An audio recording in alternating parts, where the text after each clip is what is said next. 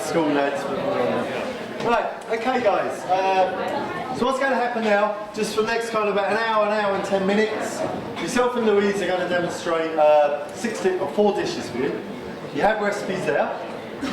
The idea of the dishes is just to show you some basic kind of fundamentals of cookery, basic skills that are going to help you put your project together. Now, just remember you're going to have access to that online learning account, dynamic learning account in your classroom. I really recommend going on to that as much as you can within the classroom, because that is going to show you, say you want to make a stock, you want to bone out a chicken, you want to fillet a fish, you want to chop a carrot, it's all on there. Loads of videos, okay, of how you can actually do that. So I recommend that you use that as much as you can, and along with your mentor chef as well, that's where you'll get to the standard of those projects and the dishes that you saw on the video, okay? So we're going to do 4 very, very simple dishes. Fire away with questions as we're going, if you have any. If not, loads of time at the end for questions and answers. And if you're nice and quiet and behave yourself, you get a tasting at the end, okay? If you don't, you go home hungry. Right guys, so what we're going to do, we're going to start with a chicken dish. Very simple. What I have here is chicken breasts, okay? Chicken supremes. Now I've left the bone on. Any idea why I've left the bone on? Anyone know why you leave the bone on? Easier to clean up. Sorry? Well, that's a good answer actually, to show you how to take it off, yeah. What it actually is, okay, you get more flavour on meat when you roast it on the bone, okay? So what I'm going to do, I'm going to take a small knife, or large knife, and just go through the knuckle of the chicken. Now I took these off of a whole chicken, which if you ask me with a chicken dish, it's quite a good idea to go on the dynamic learning account, look how to take the chicken supremes off a chicken and do it on the day. Because that shows skills, and that's what you're going to get marked for on the day, okay? So instead of buying a packet of 4 chicken fillets out of Lidl, okay, with the skin off, they're most of them from Thailand or Greece or wherever, get a whole Irish chicken and take it off the bone. So I'm just going to clean up this little bone here. Just, why do you think I'm cleaning this up, guys? Taking off the skin and the fat. Any ideas? Okay, it's for presentation. So remember, you eat with your eyes, and presentation is seriously important. So we just clean that up, like so, and you've got your chicken supreme there. And that's your chicken wings then. Okay, if you want to do chicken wings, that's what you're left with, chicken wings. Okay. Now we're just going to clean it up. I'm going to get a pan really, really hot here, and we're going to do what's called sear the chicken. Does anyone know what searing means? Anyone heard of searing meat? I'm sure you've all done it. Okay? No? Okay, searing is when you place the meat into a hot pan, caramelise it basically. And what it achieves is, it keeps all the juices within the meat when you're cooking it. And it also looks nice. Okay? So searing is a really important part of cooking. Most meats that you cook, okay, and you sear. You know, if you're cooking a big roast beef, you might sear it in a hot oven for the first 15-20 minutes. Or you might have a big pan. We'll be searing with the salmon, we'll be searing with the beef. So that's really important. Now the other important thing as well, when you are cooking, and we were talking about this with some of the students earlier, is seasoning, as in salt and pepper. If you don't add, thanks Lisa, if you don't add salt and pepper to your food, it's going to taste very bland. Okay? So salt brings out the flavour of food, and pepper gives the food a bite. That's my take on it. So I'm using sea salt on both sides of the chicken. Okay? Sea salt, much better for you, higher in the essential minerals, less sodium, not chemically produced like some of these low salts, so a little bit of sea salt is good, okay? Now there's Irish sea salts, there's Irish Atlantic sea salt now, from around Cork, so you could use some of that. We had students last year talking about local produce for the last couple of years. We've had students going out and foraging from seaweeds and sea vegetables. We had students using apples out of their granny's garden. Okay, great to see. And this is how you're going to learn about food. Go out and research what's in season. There's no point using strawberries in the middle of March. Okay, because strawberries come from Spain or Holland then. You wouldn't use them, they're not in season. So I'm using stuff like celeriac.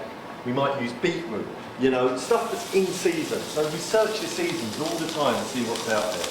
Board B, I have a great website you can go on to, and it will give you a list of all the seasonal vegetables and fruits in Ireland, okay? See the hot pan, guys, sizzling? Okay?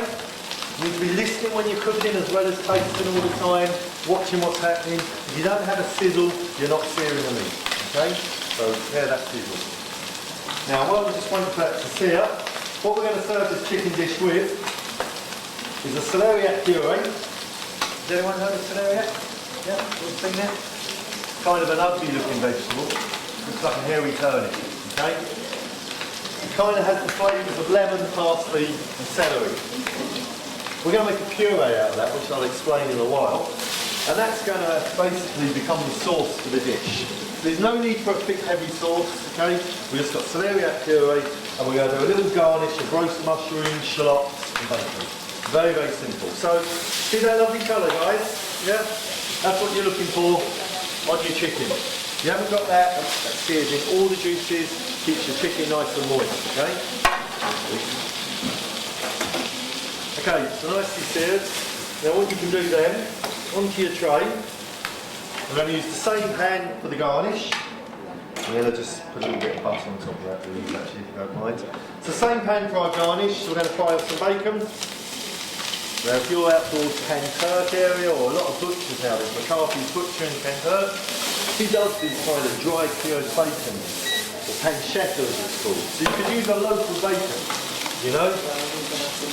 Okay, shallots, little baby onions. I'm just going to brown them off for a couple of minutes, okay? Or saute them. Have you ever heard of the word saute? Yeah. Right, so then we're going to put in the mushrooms after about 2 minutes. Chicken going in the oven, how long? How long would you cook that for? Anyone have a guess? You know what temperature needs to reach before it stays seasoned? So it needs to reach 72 or above, and has to stay at that for 2 minutes to ensure that it's properly cooked all the way through. Same with before. So we're going to cook that for about 15 minutes for that size, okay? That's all it's going to take. It's not going to take half an hour. You want nice moist chicken, okay? You see the nice colour on the shallots there, guys? So by roasting them, you're bringing out the natural sugars, they're becoming sweet, caramelised.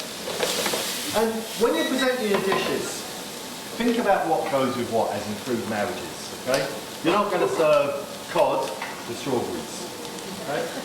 You're not going to serve tomatoes with, I don't know, lemons, okay, for instance. So think about what goes. Think of chicken, celeriac, mushrooms, bacon, it all works together.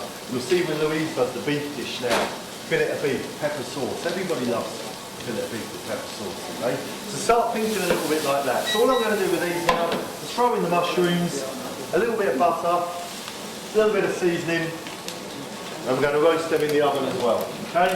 And then, you know, you can put a little bit of dried thyme in there or fresh thyme. I'm going to put in a bay leaf because that's some fresh bay leaves there. Okay, in the oven, roast that, and I'll explain the celeriac puree in a while, okay? So I'm going to pass you over to Louise now. Louise is going to start on the beef dish, beef fillet, okay? Okay, so here we have fillet of beef, which is, in some people's opinion, the nicest part of the fillet, or the steak, or the beef, or the cow. So if you've all seen a T-bone, you know what a T-bone is? So it is what it looks like. You have your bone in your cross shape, you have your fillet on one side, and you have your sirloin on the other. So it would have the least amount of fat. So to serve it rare is probably best because you want to retain all the flavour and natural juices. So these are quite small today, so I'm going to maybe cook them in 3 portions and cook them to rare. So depending on the weight is how you'll tell how long you want to cook them. A good trick I learned is to test meat is this part of your thumb here, to test if it's well done medium. So when you press it like this, that's raw. Down like this, with this finger, you're going to rare. When you go with this finger to the pan, the muscle is getting tighter every time you see, because you're leaning over. That's medium, and then that's well done. So if you go like that, you'll feel the tenderness change. And that's how you'll be able to tell then by touching your meat, okay? So there's just a little bit of sinew here, and you don't want that to stop, because that's going to contract and it's not going to taste very nice afterwards either. So you just want to take any extra bits of sinew off. Any bits of natural fat you want to kind of leave in there, because that's going to add some some extra flavour. I'm just taking any bits of fat off. And again, it's always important to have a really good hot pan on, especially when you're searing, as Mark was saying earlier, because you want to get a good colour. So put your pan on good heat. I'm just going to portion it. So I want it to be fairly even, so I'm not going to use that side there.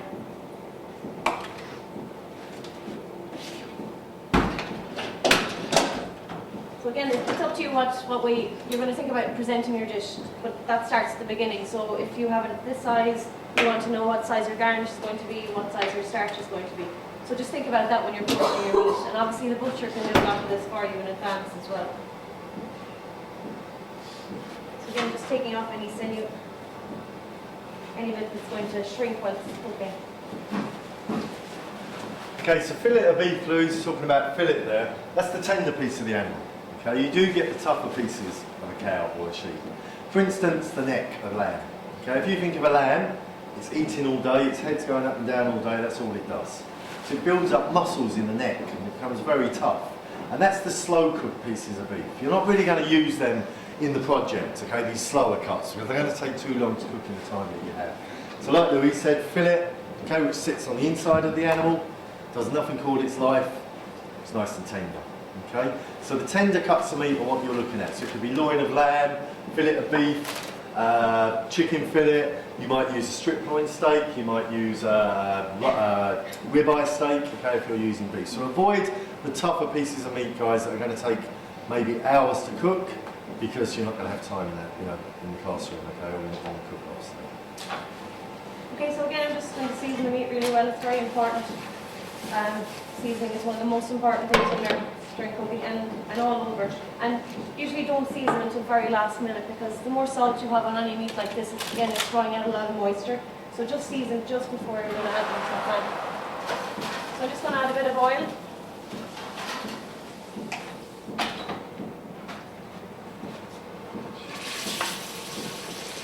Season on all sides, not just top and bottom. I'll show you that as we're going through it, because you want to keep the juices in all around. So a lot of people just make a mistake of top and bottom. So you need to seal in all around here, so you're keeping all the juices in.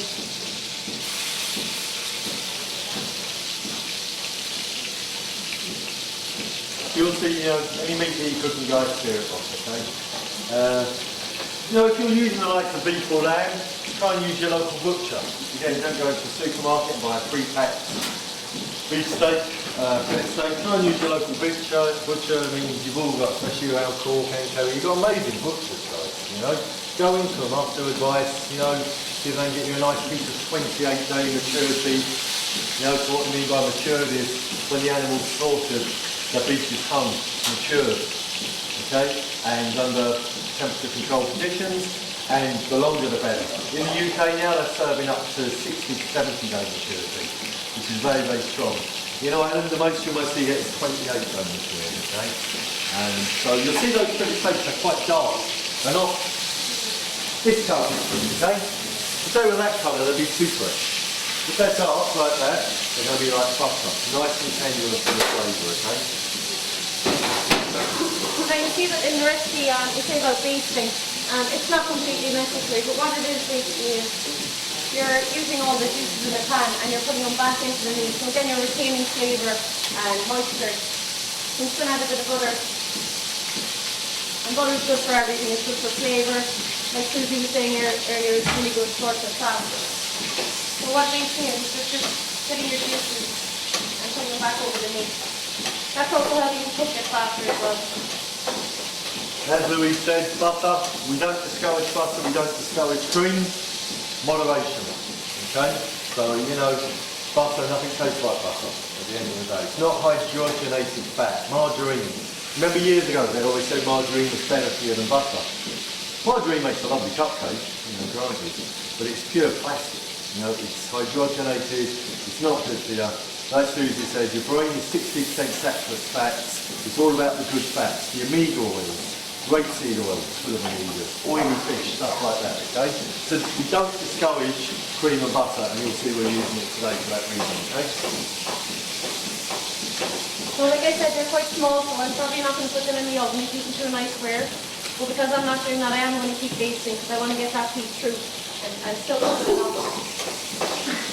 We're going to rest the meat as well, which also allows it to, it continues to cook. It's the same if you're putting it into the oven, and it kind of gets a shock when it's in there, so when it comes out you have to rest it and let all the fibres kind of relax again. Which generally happens when you have a steak and you take it out and you don't rest it. You go to cut it and then you get all this beautiful juice coming out of what some people call blood. It's not actually blood, it's just the juices haven't had time to rest. So it's very important to rest meat, chicken as well, even fish, you rest everything.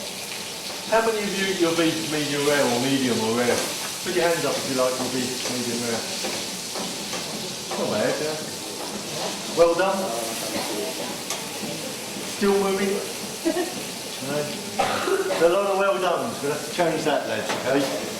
You know, medium rare, medium. Don't think of it as blood, as Louise says, it's juices. And the difference between eating a medium rare, medium steak compared to a well done steak is way up there, okay? You know, you think of a fillet steak, no fat, there's no fat in it. So if you cook it well done, it's going to be like eating the sole of your shoe. So just close your eyes, pinch your nose and try it, okay? And see how you get on. Now, okay, Louise, yeah? Yep. Would you like to start on Hank, is that okay? And then you're going to start on the Russell, yeah? Okay, what I'm going to do, guys, I'm going to serve the chicken in a couple of minutes. A little mushroom garnish is there. See how quick this dish is, okay? Now, you've got an hour and a half, plus a good half an hour to get your equipment together, etc., okay? If you go over an hour and a half, we're not going to dock your marks. You know, there's people last year that come in an hour and 40 minutes, you know, and we're not going to dock you that. All we want is you to get your dish right on the day. You put all this work into the project, you want to get your dish right. This dish is not up in 15, 20 minutes. So you're not going to do this dish, you're not going to take this dish away, and we don't want to see a project coming into us that has this exact dish, okay? But you take what you've learned from this dish, searing meat, making a puree, sauteing. Do you see what I mean? Kind of, you know, we don't want to see repetition. Year before last, Eva Walsh from St Mary's really produced an amazing dish. Now, the original dish wasn't great. To be honest, it needed a bit of work. She had an amazing sauce of it though. But she come here, and it was Eva that actually burnt her potato gratin on the day. She was making potato gratin on the cook-off, and it's slightly burnt on top. Because I was there as a mentor chef, I was a bit stressed, a bit panicky, and all we did was just took the top layer off and put it under the grill to colour it again. So, you know, you've got plenty of time. All we want from you guys, when we start mentoring you, is A, you relate with your mentor well, and secondly, we just want you to do the best you can. So that's why there's no pressure, no stress. We want you to be proud of what you achieve on that day and of what you've learned throughout the whole programme, okay? And then we're all happy. Now, what we're going to do, guys, we're going to do a little hake dish. Has some links here. You might have seen me chopping earlier. So when you're chopping, fingers in, okay? Not this. What happens if you do that? Okay? A lot of people forget the little pinky. Next thing, they're halfway up their arm, okay? These don't grow back legs. Okay, just remember that. So a sharp knife, at least if it's a sharp knife, if you cut your finger, they can sew it on quite nicely. It's a nice clean cut, and you'll actually get a worse cut from a sharp knife. Okay? So it's all about keeping your fingers tucked in. It's all on that dynamic learning account, as far as I know. And chopping. Knife doesn't leave the board. Okay? And don't forget your finger. That comes in practice. That's just from practicing. In your home ec rooms, you know, at home, every time you cook, practice that. Now, what I'm going to do, guys, I'm going to do some creamed leeks. Leeks are just in season, come to the end of it now. Into a pan with a little bit of butter. And what I'm going to do is called sweat the leeks. Have you ever heard the term sweat?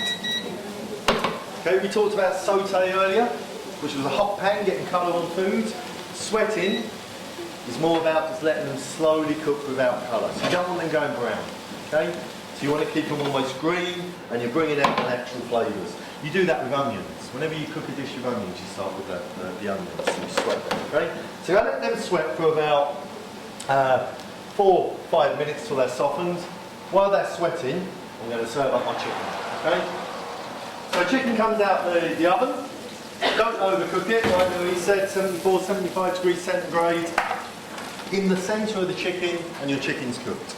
You don't have to cook the chicken to 2,575 degrees centigrade. You just end up with dry chicken. We let it rest, like Louise said again. Let the juices go back through the meat. If I threw you into a hot oven for 15 minutes and you come out, you'd be pretty angry with me. If I threw you up on the counter for 5 minutes, you start to relax.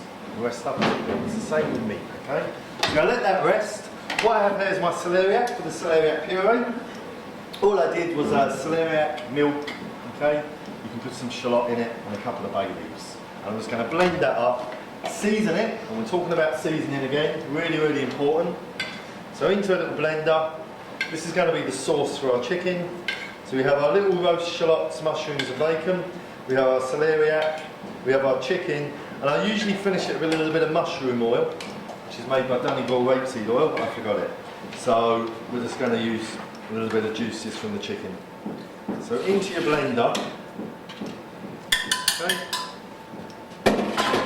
Seasoning, salt, pepper, tasting all the time, guys, is the most is the most important thing. If you don't taste your food, how do you know what it's doing? How do you know how it's going to taste when it's finished? Okay. See all the chefs in the kitchens? Tasting spoons. Okay. That's what they say. These two pockets in the chef's uniform here: pens and spoons. Yeah. And it is really about, and that's how you develop your palate. Okay. If you don't do that, you don't really develop your palate. So go put your blender up, and we're going to serve up this little chicken dish. Really simple. Now when you go to plating up, guys, you stick 2 plates under the grill actually. Yeah? When you go to plating up, make sure your area is clean before you plate up.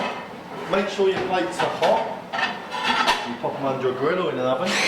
You're not going to do that if you're using glass plates because they'll shatter. But we will be checking stuff like that on the day, and you don't want to go on too much about the winner. But last year it was so tight, and the year before actually, it did come down to literally who had a hot plate when they served their food up and who didn't have fingerprints on the plate. That's literally what it come down to, because the standard was so good, okay? So blend up the puree. You've got seasoning in there, a bit of salt and pepper, and we're just going to plate this dish up. We're going to keep it very simple. It's all about, you know, nice autumn, winter type colours and flavours for this dish. So my chicken there. Garnish, it's going to pop under the grill. My celeriac puree, which is almost going to act like a sauce. There's no need to make heavy sauces, you know. Think about what would go with your dish. Purees are great. Purees, you know, beetroot puree with fish, stuff like that. Starch as well for your dish. For your carb, yeah. Or carb. Which is now. A couple of presentations, you can either just see how nice and light that is, guys, okay? So you could do, you know, you see it all on MasterChef now where they do the food skids or smidges as they're called, you know, you just literally like that, okay? You could just do something as simple. Call them pulley terries. Which one? Pulley terry. Pulley terry, yeah. I saw a chef on the telly the other day actually doing that, using his thumb, which I thought was a bit, you know, not ticking the box, you know. You don't really want thumb cooks. No. Now, chicken's rested, so we're just going to cut this at an angle. We'll do a couple of different presentations. Okay, one like that, and the other one we might just slice kind of 3 times, okay?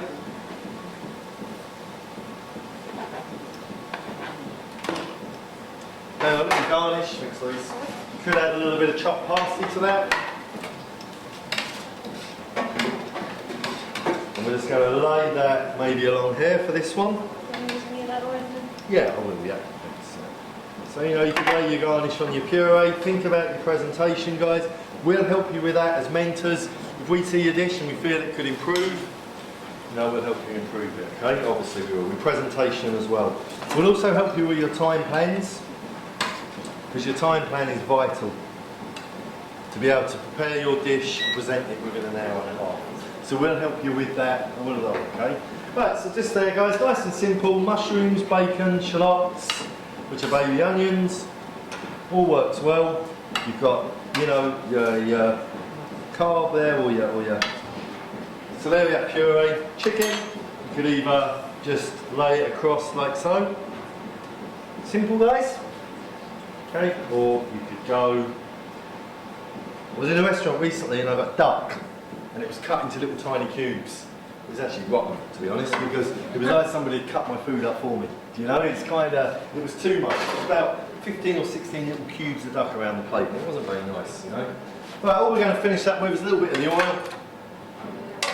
So your recipe will say porcini oil, but again, you could make your own oils. If you had some dried chilies, you know, you could dry them out yourself in your own cabinet, add them some good rapeseed oil, make your own chili oil, or use a dried mushroom and make your own porcini oil. Was it a smoked oil you were telling me? Yeah, like if you look at Donegal rapeseed oil, they have a range of smoked oils. They have a range of curry oil, fennel oil, porcini oil, cardamom and lemon oil. Oils are great because you haven't got to make a sauce. Yeah. You know, so you can just kind of... It's light and alternative as well. Have a little bit of jus here. Do you know what jus is, guys? Gravy, okay? Posh gravy. Posh gravy, okay? And that's the first little dish. Is that easy enough, guys? Can you see yourself doing something like that? Okay, back to Louise now. And we're going to do the rosti, is it, Louise? Yeah. Okay. So I'm just going to do a potato rosti. So they're done from raw potato. They can also be done from parboiled potato if you're doing them in a big batch and you're not cooking them straight away, because you know, when you grate an apple or you leave it out of water, it tends to go black. So what that is oxidization. Same thing with a banana if it's left out of the skin. So to do that, we had them in water there for a while. So these ones we're going to do straight from raw. So we're just going to grate them. And again, you can add anything you want to these. Today we're just going to keep it very simple with a bit of seasoning and maybe some herbs. You can do these with vegetables as well. You could do a courgette rosti, or you could do a mixture of both. This is just showing you one option. Any hard, firm vegetable like that would make a great rosti.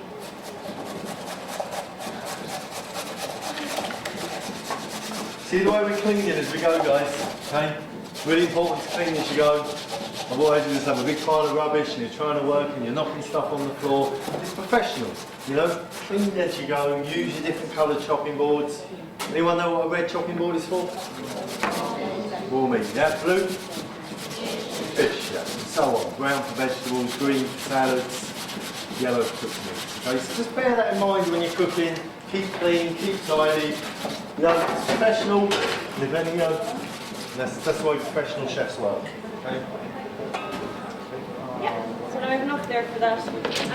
Again, you'll feel there's a lot of starch in the potato, okay? So it's going to say in your recipe to dry them out a bit. So you put them in a cloth and we're going to squeeze out some of the water.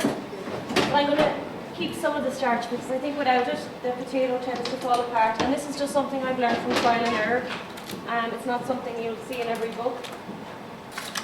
So I'm just going to put them in the towel there and you can just squeeze out some of the water. And you'll see there's quite a lot. But again, you want it to stick together, so I'm just going to keep a small bit in the potato.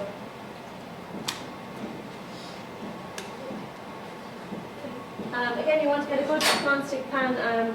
We used these last day. Found that they were really handy because the potato tends to stick. So with this, like I said, we're just going to add some parsley, or chopped parsley, pepper and salt. And then just to bind it, I'm going to use some softened butter. And you could use duck fat or a bit of oil as well. You could use stuff like celeriac in the rosti, you could use carrot in the rosti, I've seen beetroot in rostis. So you could do, you know, potato and beetroot rosti. Okay, would go particularly well maybe with fish. You could do sweet potatoes in there. Maybe not all sweet potatoes, quite sweet, but it's up to yourself. So you can kind of take this rosti idea, maybe research it a little bit, see what's out there, see what rostis are served with. Classically beef, okay, but you could serve it with fish. Again, I know a lot of Spanish students in the class. The lovely one that we did was we had lovely Casa Gregory chorizo that they make there themselves, and they chopped it up and put it through the potato. Just a really nice kind of local addition or something like that. If you put maybe black pudding through it, or one of their chorizos, which is great. So that's just a bit of the soft butter there. I'm just going to make sure it's mixed through. And you can feel it coming together, and that's what you want. You don't want it to be completely falling apart because you want it to stick together. I'm just going to make a rough kind of cake for now, and then I'm going to use the ring to hold it together. So I'll do one with the ring and one without, just to show you different structures for them. When you look at these dishes, you look at the beef Louise is doing there, rosti potato, vegetables, beef and sauce. 4 elements, okay? This is the same. So the dishes you submit to us, you know, that's what we're really looking for, is this kind of stuff in your projects. 4 elements that maybe work together. And then that's where your mentor chef kicks in, whether myself, Louise or Simon, and we help you take your dish to the standard that you've seen in some of those projects, okay? Does that make sense, guys, how that works? Because it's really a vital part of the project is engaging with your mentor chef as much as you can. Because you've got professional industry leading chefs at the end of the email to help you. Okay, so you need to use them. And God, they did use them last year, believe me. Some 5 or 6 emails ago. So as you see there, I just oiled the ring, and that's just to ensure when you're taking it off, it's not going to stick and you're going to be stressing out. You're like, oh my God, it's going to come off. So it's just going to help with the ring coming off after. So then again, good hot pan with a bit of oil. And then we're just going to get a good bit of colour in that, and then we'll turn it over and do the same on the other side. So like I said, I'll just do one without the ring just to show you a more rustic looking one. I mean, they don't have to be perfectly cylindrical, nothing has to be perfectly shaped, as long as you have the flavour and all that there. It's just another alternative. I might just get the heat in Louise while I'm cooking them. Is that okay? Yeah. So, just because that's going to take a while to cook, and Louise will finish the dish then with the sauce and the vegetables, etc. Well, I just want to get the fish in the oven so it's cooking. Sorry. So, first of all, see the leeks now are softened, nice and sweet, okay? Now, you could add a splash of white wine to the pan, but all we're going to do is add some cream. So, we're going to add cream again, natural fat, cooking cream, all that kind of stuff, low-fat yogurts. What are a lot of those low-fat yogurts and 0% fat yogurts full of? Do you know? Sugar. Okay, because if you take fat out of food, it becomes tasteless. Low-fat salad dressings that you buy, pumped full of sugar. Okay, and the reason being is they take out fat. They think, well, we have to get flavour into this, we have to get consistency into it, and they throw in sugar. And usually bad sugar, corn fructose, the worst type of sugar. That's why they have the obesity problem in the States. Everything has corn fructose in it, made from fermenting corn. The cheapest sugar to produce, the most disgusting stuff, nutritional value, none whatsoever. So a little bit of cream isn't going to kill you, lads, okay? So we're going to add a bit of cream, bring it to the boil, just simmer it for a few minutes till the cream is thickened, then I'm going to add some baby spinach, chopped parsley, salt and pepper. So again, this almost becomes the sauce of your dish, okay? No need to make a complex sauce. What we're going to do with the dish, I have some hake and I actually have some cod as well. Why am I using hake and cod? They're wild, they're not farmed. Okay? Hake is one of the best fish I think we get fished off the coast of Ireland, personally. So I have some cod here and I have some hake. Now, we had a guy last year, Brandon Moran, from Carassamine, who's actually gone on to do culinary arts, become a chef. He did a fish dish, and what he did on the day was he filleted the fish, okay, which showed real skills. And that's just through practice, you know. So I'm not saying you have to fillet the fish, but this guy did, and it was so impressive to see a guy fillet a piece of fish. So I'm going to take the hake and the cod. Usually about 170 grams per portion is what I'd use. Okay, you can take out the bones with tweezers. They're not just for the eyebrows. Yeah, that's how we mind now. So we're just going to basically just take our fish and place it on a tray. Now we're going to bake this fish.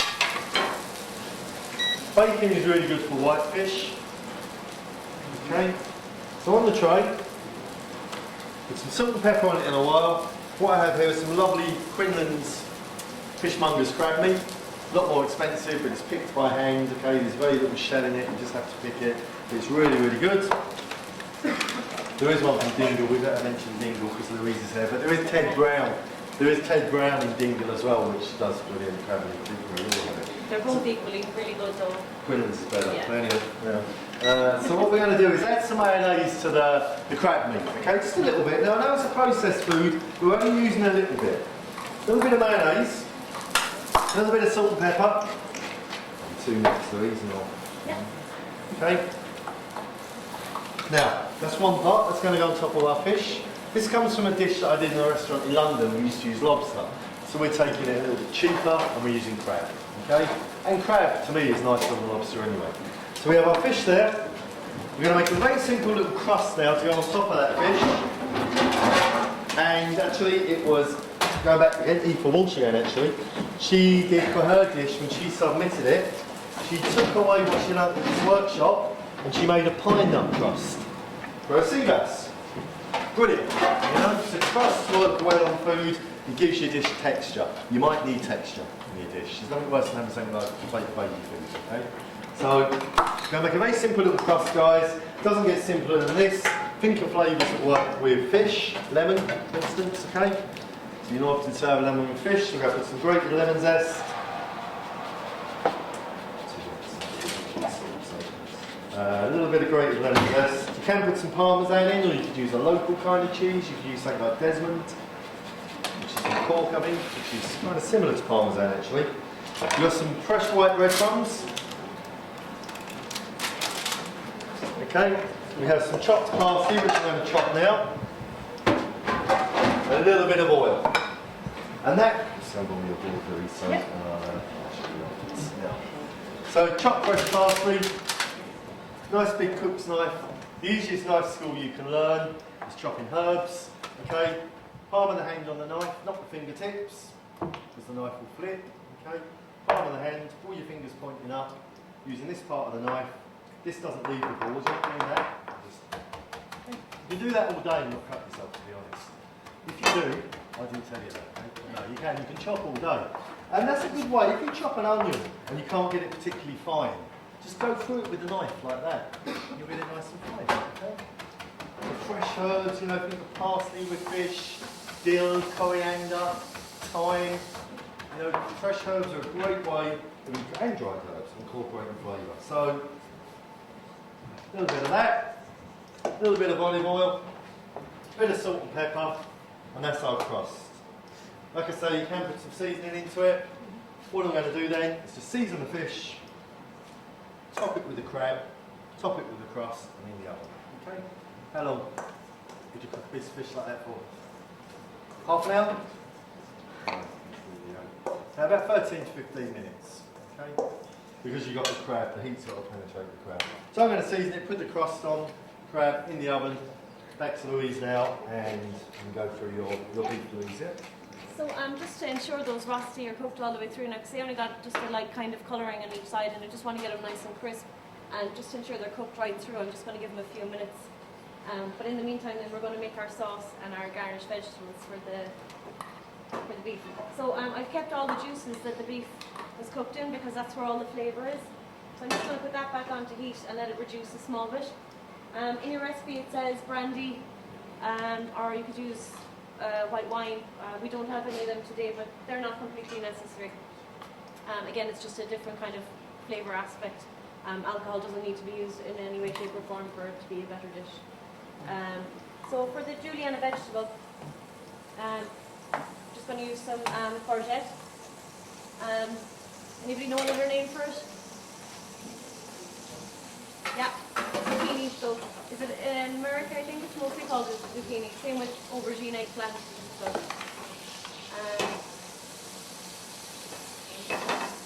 So just as they're kind of reducing away, I'm going to add a bit of butter, because again it's going to add that bit of flavour and just give a nice kind of shine to the sauce. And you'll see that's more towards the end. You can see a shine kind of starting to happen already. So that's just the juices, a bit of oil, and seasoning, and then a bit of butter. And to that then we're going to add, as Mark was saying earlier, our jus, or our magic gravy, which is just a ready-made sauce. But I would only ever recommend you using it as a base for something and not just relying on it completely. It's always better to make your own sauce using the flavours that you've created in the dish. I'm just going to add a bit of that.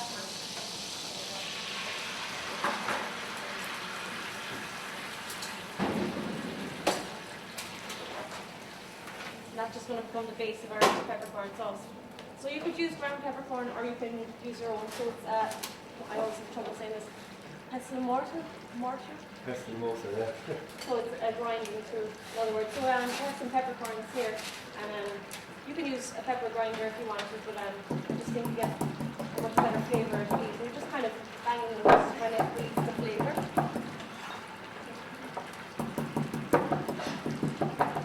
Aware of how hot peppers are, peppercorns like this, especially when they're dried like this, so less is more. You can always taste, and if it needs a bit more heat, then maybe add a bit more. You can even smell it from here, so.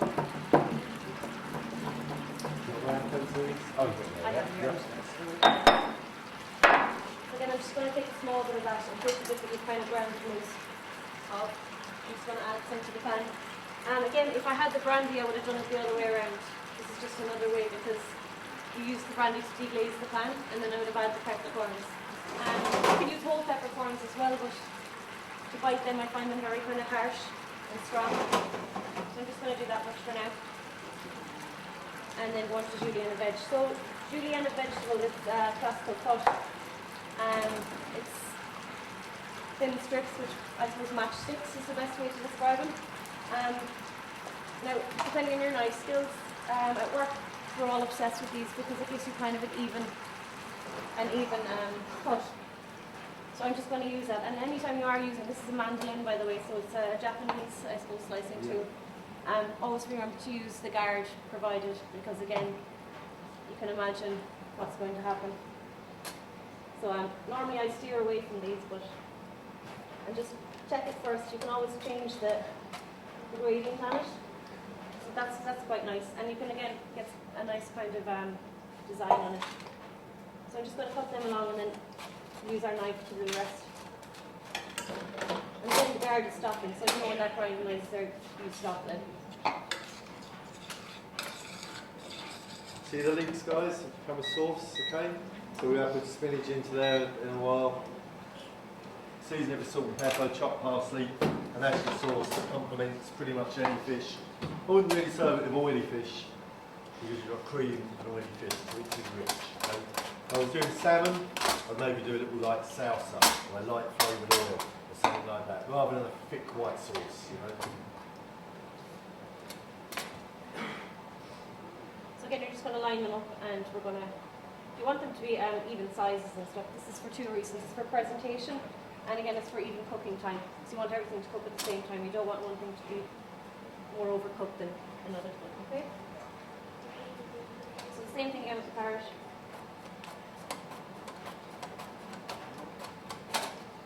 Again, you can use any vegetable. These are nice kind of colours as well. They're nice and bright and vibrant and healthy. See the way Louise is even lining the stuff up on the board there, nice and professional. It's not all over the place. It's not carrot here till we get there. It's all nice and tidy. It's nice to see people working professionally, you know? Because I went to college here. Same. You like the facilities at the college, guys? It's impressive, isn't it? Yeah. So we're just going to blanch them quickly, and then we're going to just toss them a bit of butter. So if you want to work ahead with something else, yeah. you like Okay. What I'm going to do, guys, I'm just going to finish my leeks. So I'm going to bring that to the boil. Baby spinach is great. You don't have to pick off the stalks. You know, it just wilts very quickly. It wilts away to nothing, so you need quite a lot. So the cream is thickened up. We're going to add our baby spinach. You know what's lovely in this? Sweet corn. You get fresh sweet corn. It won't really be in season when you're cooking. But you know, some fresh sweet corn and crab goes well together. Okay, we're going to let that wilt. Okay. Now, while that's wilting, just waiting for the hake to cook. That'll be about 2 more minutes. While that's wilting, I'm just going to show you the vegetable that we're going to use for the salmon dish. Has anyone seen this before? Pak choy or bok choy? Grows in Ireland during the summer. Okay, we're going to use some of that for the garnish. It's like a little Chinese cabbage. The other thing now, we're talking about local ingredients, okay? This obviously isn't local.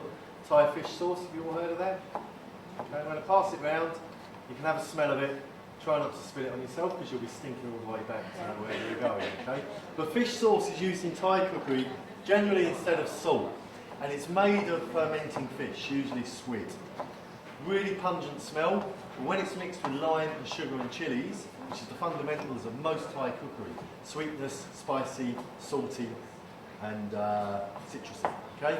When it's mixed with those 3 ingredients, you get an absolutely amazing dish, okay? Have you ever heard of a Thai dish called pad Thai? The main ingredient of the sauce is fish sauce. So I'm going to take a little bit of it, and just while Louise is doing that, I'm going to pass this bottle round. If you want to taste it, put a little bit on your finger. Has anyone tried it before? Rotten. What's the other name for it? Nampa? Nampa, yeah. It's rotten, guys. Pass it round, have a smell. If you want to taste it, you know, just to show you the something that tastes so rotten in a bottle can taste amazing when you mix the right ingredients with it, okay? We'd use it at work now if you were making like a nice fish sauce, like a velouté, just a small bit. Instead of salt, yeah. Beautiful.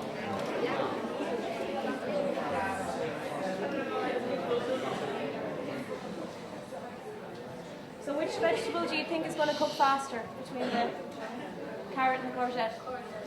That'll cook faster, yeah. So I'm just going to add the carrots first, and so we just have some boiling water there, and you just kind of want to just get the bite out of it.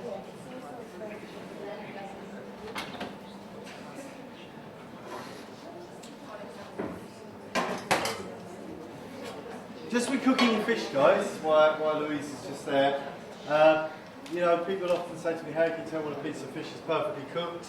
Now, we were talking about that temperature, 74, 75 degrees centigrade. A lot of fish cooked to that temperature is overcooked, especially the thinner fillets of fish, okay? So the best way to really, I think, to test your fish, a lot of people press it till it flakes, but the problem is you press it so hard, it flakes and you destroy your piece of fish. So what I do is take the tip of a small knife, pop it into the fish for 6 seconds, take it out and just tap it on my forearm. And you should have that hot cup of tea. Okay? If you like that, it's not cooked. If you get a big blister and a knife sticks to you, you've overcooked it. Okay? So just that hot cup of tea kind of feeling. Okay?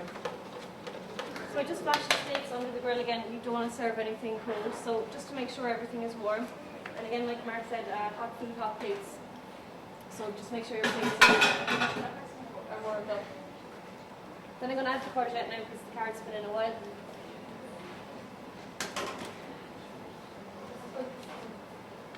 And I'm going to get this pan hot and then just toss them in a bit of butter and oil. Just to get a nice glaze on it.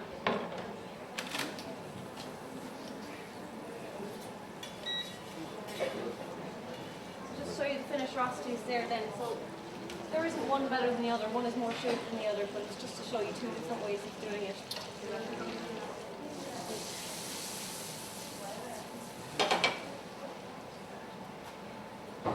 So again, you know, think of your dish, potato or starch of some description, vegetables, your meat, okay? Make sure it's all kind of, you know, you don't want a 3 potato scoops of mashed potato and then maybe 1 little fillet steak. Okay? Think about what the main part of your dish is, the main ingredient. So this being the beef, okay? Sitting on top of the potato, with the vegetables, with the pepper sauce, okay? Again, just plates are hot, and again, mindful fingerprints.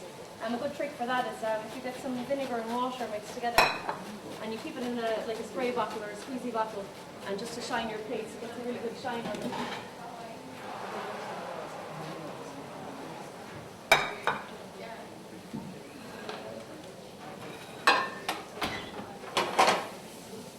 So just add a bit of seasoning then to the end. And again, you could add some herbs or whatever you like, flavour-wise. And again, you don't want them completely overcooked, you still want a bit of a bite, you want to retain that nutrition. You've all heard of the term al dente? Heard of that? Or al dente? Where you don't cook your carrots to mush, they've still got a little bite in it. Often referred to Italians with pasta, they like their pasta or their risotto al dente. So you just have that tiny little bite. So we'll be looking for stuff like that. If you have green vegetables, broccoli, courgettes, mange tout, you're not going to cook that for 20 minutes, it goes brown and mushy, okay? So you gotta keep it nice and firm. Just going to put our rosti in the centre and finish our sauce. So I just tasted it just to see if it had enough heat, and it does. And then just to finish, just going to add a small bit of cream just to lighten it a bit.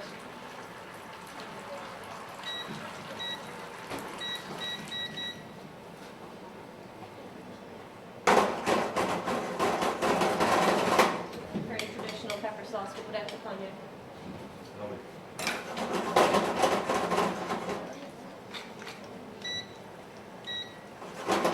Now, so these steaks are pretty much different sizes. I'm going to carve one and not carve the other, just to see like on the inside. And you just want a good mix of colour in these. Now presenting again is completely up to you. This is just showing you one way of doing it. And again, you want the meat to be the hero of the dish. So there's not going to be more of anything else than there is meat. Everything else is just a sideline basically for it. Can I carve one for you? Yeah, please. So we're going to carve the beef here,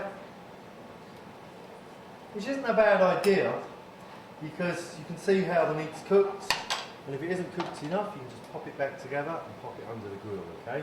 But you see you've got that lovely kind of red all the way through, so Louise has gone rare.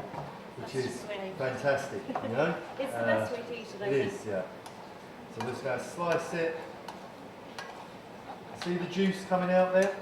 Okay, mop that all up, get that all on the beef, because that's beautiful stuff, you know? The French have a term for that, I can't remember what it's called, the juices.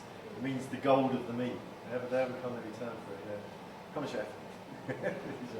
They have a term for it. But get all those little, mop all those juices up, because they're stunning. Again, just showing you a few ways of presenting. I think carved is always better. It's giving them more options than just a plonk of meat. Plus, you're giving the customer a view into the meat, and they'll know straight away, oh, that's too rare for me, or that's too over for me. So. But again, it's up to you. What other meats would you cook medium rare, medium, guys? Do you know? Lamb, yeah. Duck. Game. Okay. Pigeon. If anyone wants to go out shooting pigeons for their dish, you could.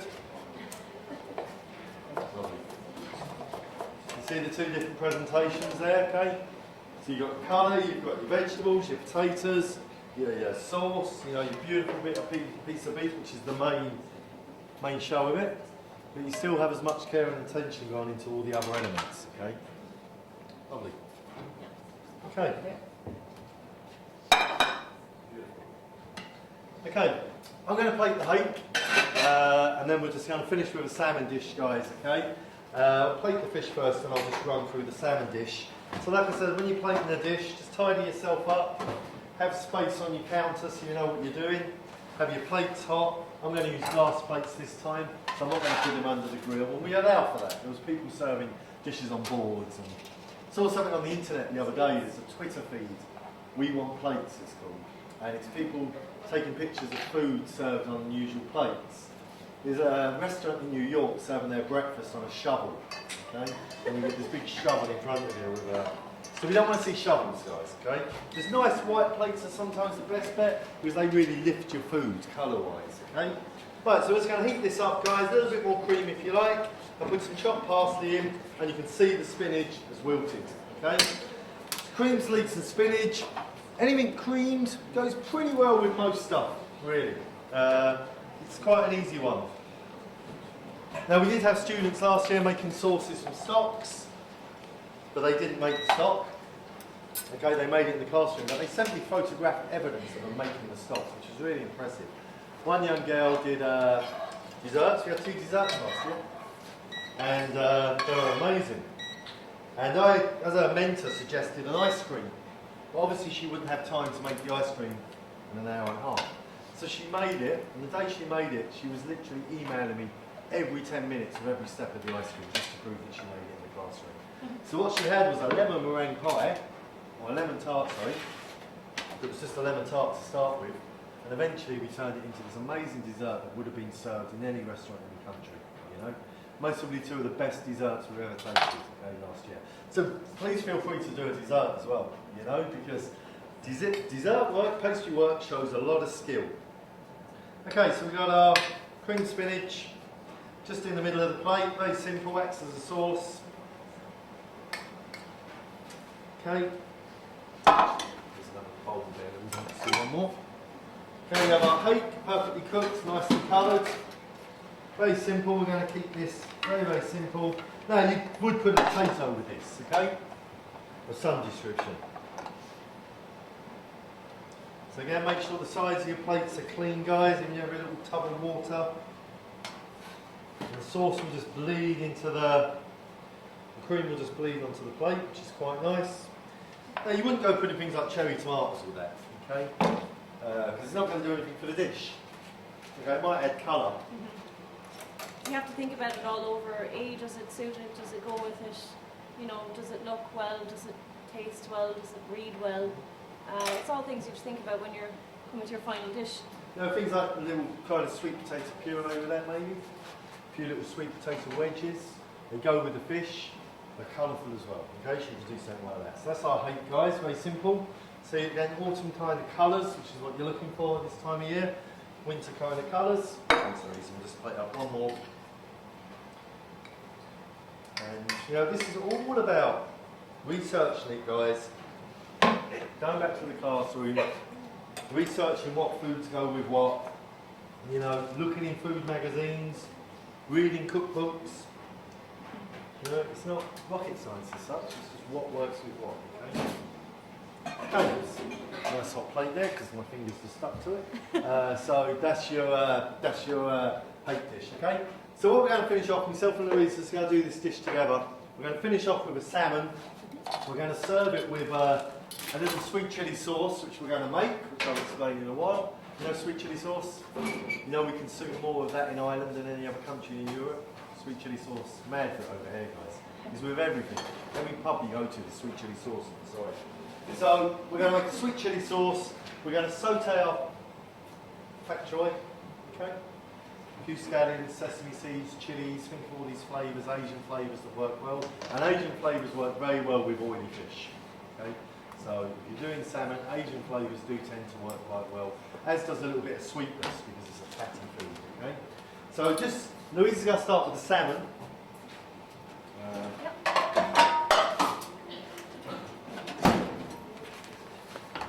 So we have salmon there. If you can get organically farmed salmon, it's better. Even better, get wild salmon, but you won't get it when you're doing your projects, okay? It won't be available. Organically farmed salmon, the difference being is, okay, just to briefly explain, doesn't mean you swim in the oceans, okay? But what it is, if you think of a regular salmon farm, that's your net in the middle of the Atlantic. There's 1% water to 99% fish, literally. So the fish are crammed into the nets. They can't exercise, they can't swim. What happens if you do no exercise? You get fat, basically.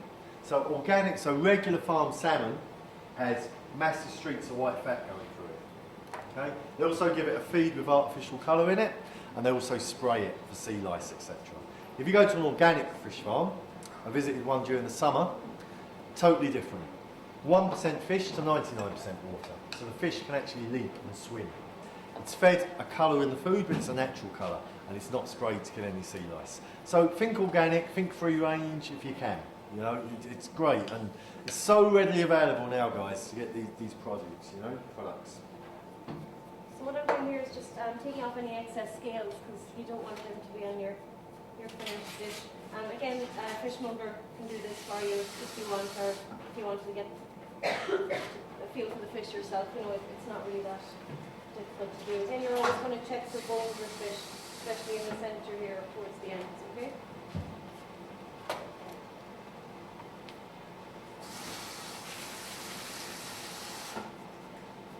How many of you eat fish regularly, once a week? Yeah? Good stuff, yeah? The oily fish, would you eat the oily fish? Salmons? Mackerel? Tunas, yeah? All fish is good for you. The oily fish, you know, Susie was talking about that kind of stuff there, the good oils. With the oily fish, the oil is through the salmon. That's why when you cook it, it stinks of fish. With white fish, the oil is in the liver. That's why you get cod liver tablets, okay? So when you're eating white fish, you're not really getting the essential oils. There's a little bit in the skin, maybe. So oily fish, you know, and it's been proven that when you're studying, if you start incorporating these good oils into your diet, then you will study better. You know why you all fall asleep in the afternoon before your last maths class of the day? Blue drinks. The blue drinks, yeah. The blue drinks and the sausage rolls. And it is a problem in schools, you know. So try and eat a bit more healthily when you're studying, guys, and you will, you know, it's been proven that you'll study better, you know. Make yourself a smoothie in the morning with some flax seeds in it. Flax seeds disappear. You don't know they're in there. Flax seeds are brilliant. Okay? Things like that. Try and eat a little bit healthier generally. You know, it's proven time and time again we feel better about ourselves. So I'm just going to get the pan good and hot again. The hotter you have the pan, the less likely the fish or the meat is to stick. And just make sure it's good hot before you add any oil or anything. Again, you're seasoning just before you're adding to the pan, just to retain moisture. And we're going to go skin side down first, and that's just my preference, I think, because normally the skin is the side you do presentation, and that's the side you will put in the pan first, because you're going to get your good seal on that, and a nice kind of brown colour. They're quite small. They're not 170 grams. So really nice. Yeah, you'd normally maybe have 1.5 as a portion. Yeah, so a little bit bigger, but they're a bit small. See the salt and pepper again, guys. Salt and pepper, seasoning, taste. It's the only way you'll get a feel for your food, okay?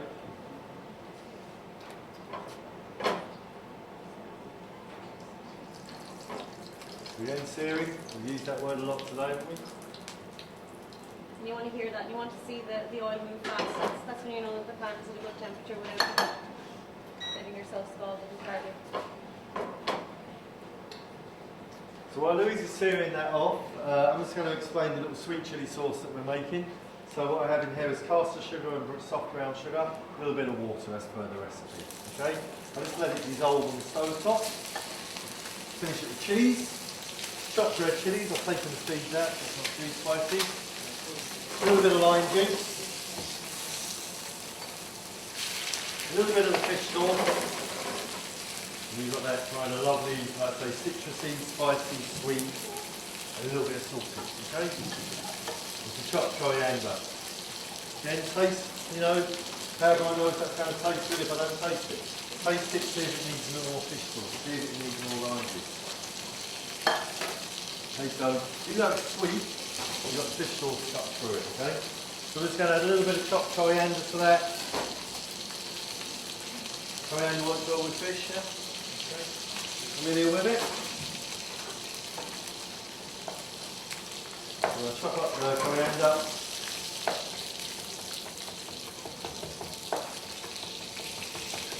Okay, same as the parsley. I'm going to pop it into the sauce. When that goes into the fridge, it actually thickens up a little bit when it goes cold, which is quite nice. A little bit runny now, but you've got this lovely sweet chilli dressing and sauce, okay? So we've got a nice colour on this now, so I'm just going to turn it over. You want that nice crispy skin. You'll see the way it starts to thicken up then, as your cooking temperature is coming up towards the fillet. And you'll tell with fish when it's cooked just again by touching it. You want it firm but a little bit of a give. The other thing the crispy skin gives you is texture as well for the dish. You know, we're talking about texture as well. So, to give you some ideas, last year we had like beetroot crisps on one of the dishes. Maybe sweet potato crisps. You know, just to give texture was nice. I think there was a rosti last year, just to give it a bit of crunch as well as, you know, flavour. Okay? You hear chefs on the telly going on about texture all the time. Okay. Master chef judges and stuff like that. They have nothing to say about a dish. If it's amazing, they usually say it lacks texture. So I'm going to add butter again, just because it's a nice flavour. And I'm going to baste the fish again because it's such a small fillet. We're probably not going to need to put it in the oven. We might just baste it a bit and then finish it under the grill. Some people in Ireland, I think, are afraid to eat salmon a bit pink, but it is probably the best way to have it. Some restaurants now they'll ask you if you want it a bit pink. You'll never really, you know, fish, think of sushi, you've all heard of sushi? There's certain fish they wouldn't use for sushi, but, you know, a bit of salmon slightly pink, you're not going to kill somebody. No. And the salmon benefits from it. So again, it's going back to that not cooking fish to 75 degrees. You know, you're mostly cooking the core temperature of fish to get it perfect, mostly around 58, 60, you know, to get a perfect piece of salmon, okay? So don't be afraid to serve it slightly pink. It's much nicer. When you cook it all the way through, all the oil comes out. Japanese eat a lot of oily fish. They have one of the longest life expectancies in the world. And they always look very youthful. They eat tuna every day of the week. Miso soup, good mood foods. This is what they're eating every day of the week, and that's why the Japanese tend to live longer than us and look a lot better for it. Okay, so while that salmon's cooking, what we're going to do is just make a quick little stir fry. Nothing wrong with a stir fry, guys, it's done nicely, okay? If you want to serve a little stir fry with your dish, you can, absolutely, because it's fantastic. So I've got my pak choi. You could use a little bit of sesame oil. I'm just chopping it up roughly. A little bit of peanut oil, something like that. A high burning oil. Okay. Hot wok, I'm using a frying pan. A little bit of oil. We're going to stir fry this for about 2 minutes. Then we're going to add some sesame seeds, some scallions, some chopped coriander, and a little bit of our dressing. Okay. So again, might not be a carbohydrate in this dish, but what you could use is something like noodles. What's wrong with some nice noodles? You know, fantastic. Get some nice rice noodles from the Asian shops, really good. Soda noodles, stuff like that. Okay, so I'm going to add a little bit of oil, just so you can see how we actually stir fry. So you want the pan, like Louise says, you know, smoking really. In with your food. You don't hear the sizzle, your food isn't stir frying, okay? If you're using a wok, heat the wok really well first, because the sides of the wok have to be hot. If the sides of the wok aren't hot, just the base is hot, when you stir fry, the food isn't cooking when it hits the side of the wok. That's what stir frying is all about. So you're stirring the food, but it's cooking from the heat on the side of the wok as well, okay? So a couple of minutes, just to soften it slightly. Hot pan sizzling again, you can't emphasise that enough, guys, with cooking really, you know. So, couple of plates. Yeah. Okay, so we're just going to have a few sesame seeds there. We're going to keep it, you know, saying about keeping it al dente, crisp. You don't want it brown and mushy. You're going to keep a little bite on it. That's what you should have with any vegetables, and I think especially green vegetables. It doesn't get worse than overcooked green vegetables. Okay? So a little sprinkle of sesame seeds, what, with Asian flavours. Okay, with garlic in there, ginger, good mood food. Ginger's a good mood food. Ginger works well with beetroot. Going back to Easter Warshire, actually heard this with a ginger and beetroot puree, which works really well with the hake. Okay? Now, a little bit of chopped coriander, a little bit of the dressing through at the ends. I'd always just take my pan, if I'm putting soy sauce or some kind of sauce into a stir fry, I'd always just let the pan cool down a little bit. Because if you put hot soy sauce into a pan, it evaporates and it becomes very, very salty, okay? So I normally just let the pan just cool for a second. Some coriander, scallions, you know, a little bit of carrot would be nice in there. See the lovely colour, guys, the nice green colour. Let the pan cool a little bit, add whatever kind of sauce you're adding. You ever make a stir fry and it's too salty? That's why, because you put the soy sauce in and it evaporates, okay? And it sizzles. A little taste, again, it's all about tasting. Doesn't usually need salt, because you've got the fish sauce in there. If I say so myself, it's actually lovely. So pak choy on the plate, centre of the bowl. Louise has got the salmon there shortly. Very simple, guys, you know.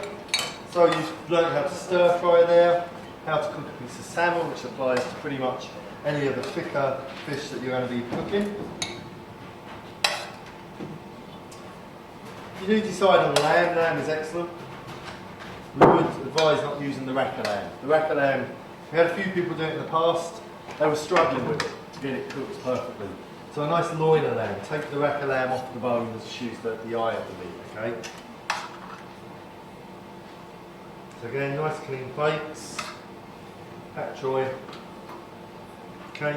A little bit of dressing. A little drizzle, you don't want too much. So you can see it lifts the plate a little bit. Be happy if you paid €18 for that in a restaurant, mate? I think so. Simple, you know. And just works really well. And a little bit of coriander.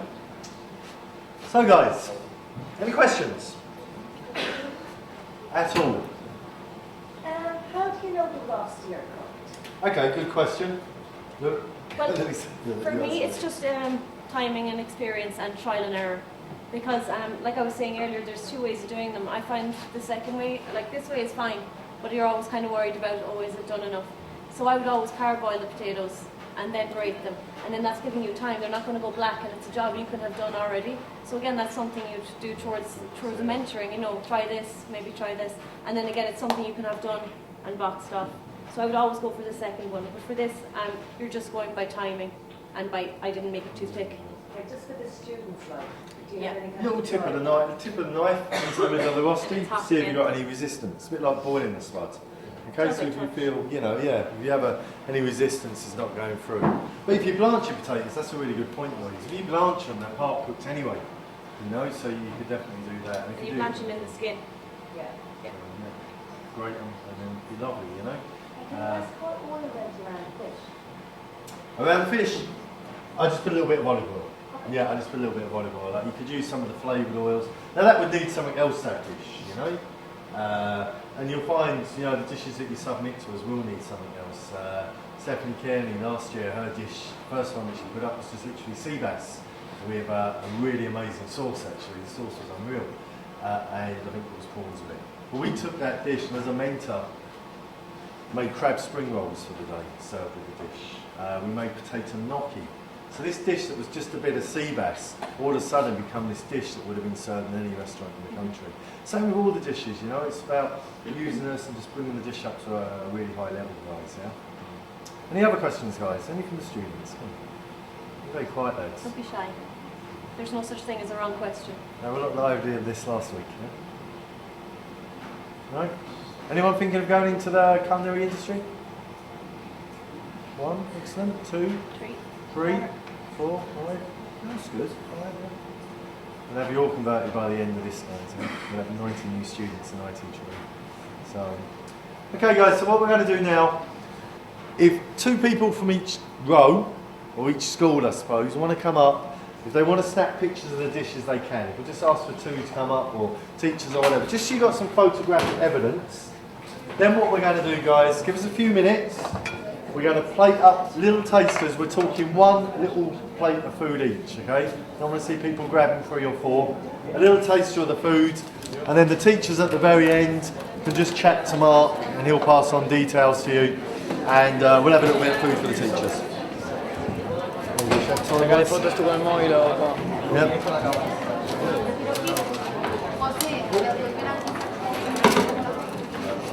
Pictures.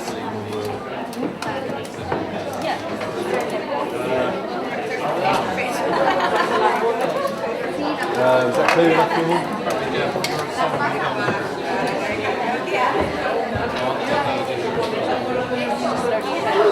He's just in this problem with the thing that they're doing. He's knocking. How many questions asked, guys?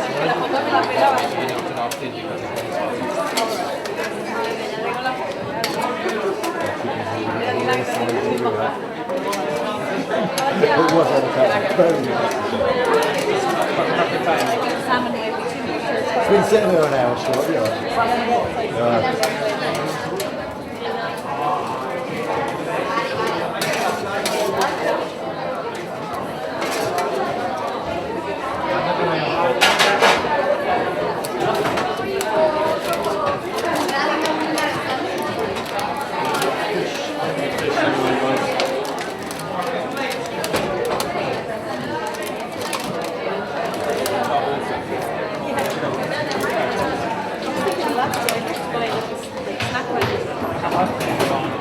And do something different from it.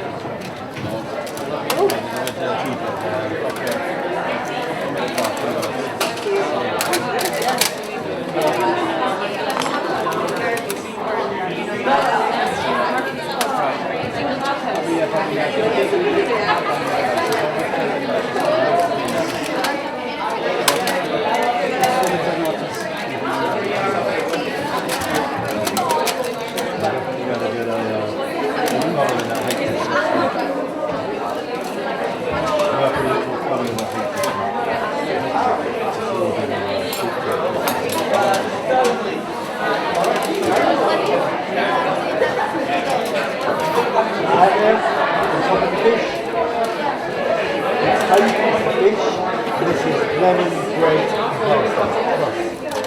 Parsley. Parsley.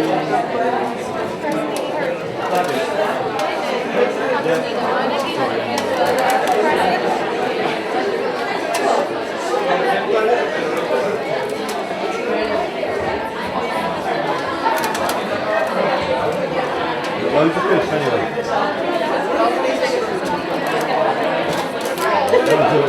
I'd eat it as well.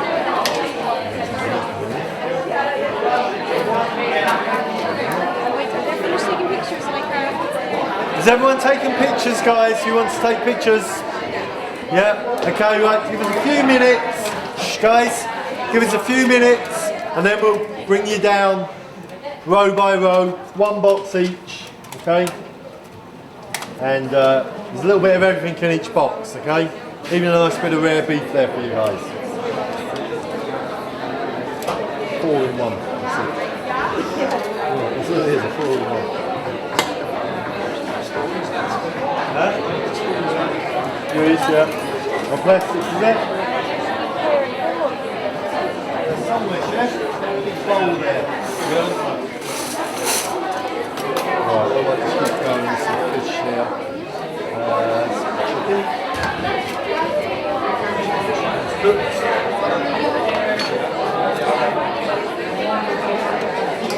Just give that a little flash and cook to warm up a bit more, chef. The chicken. Just a bit of a flash. Just a warm it through.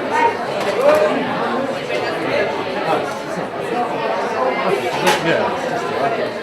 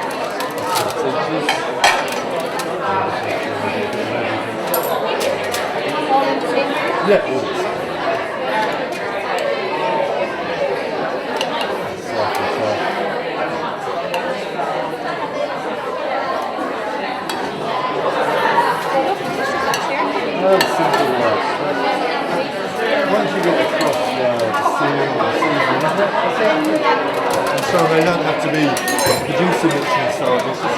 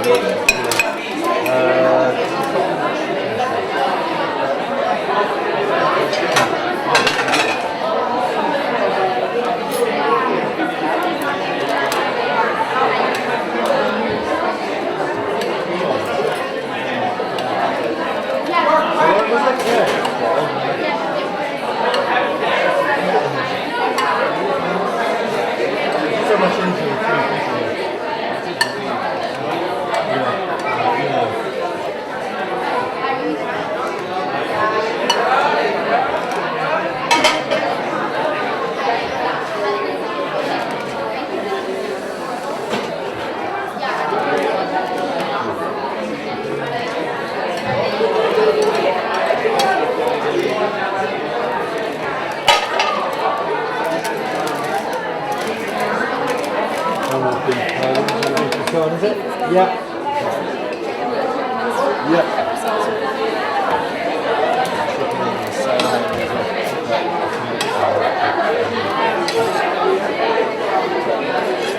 Just under the grill there, so the chicken over so. Wait.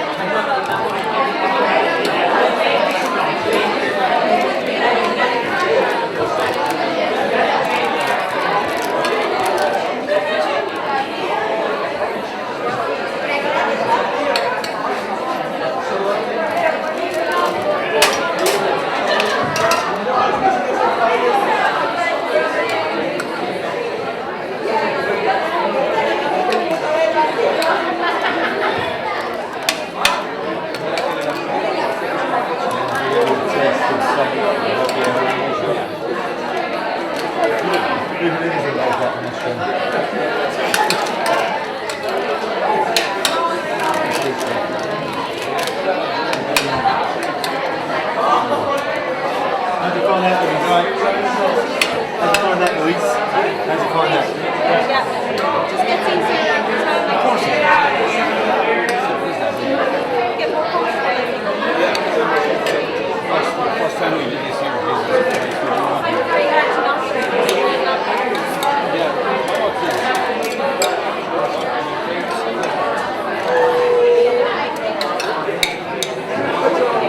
My fish sauce come back, Chef? No. I do, yeah. Try and kiss.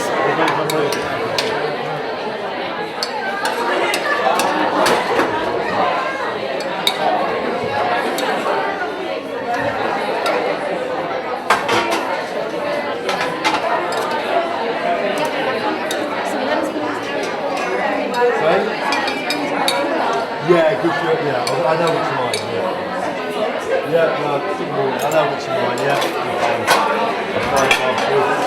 that's the only evidence, isn't it? Bit of chicken there, Chef. Maybe send them down and see where they're at. We don't know. Just while we're hungry.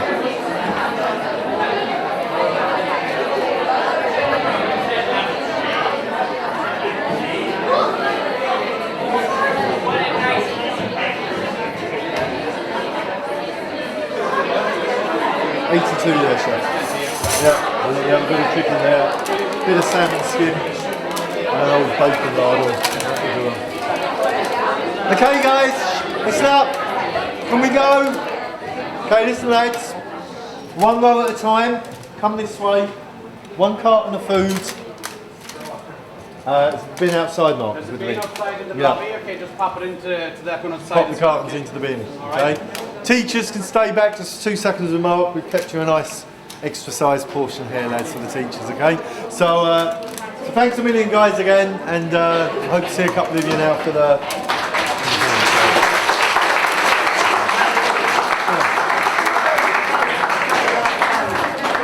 Actually, you did it last year, didn't you? Yeah. Nice dish. Was it the monkfish you did? Yeah, it was lovely. And the crispy potato was good. Yeah.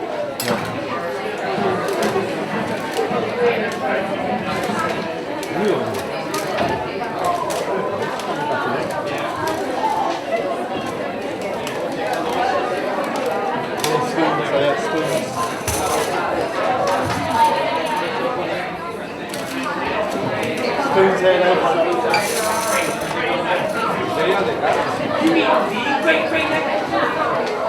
If you go that way, guys, and don't mind being easier. One roll at a time, though.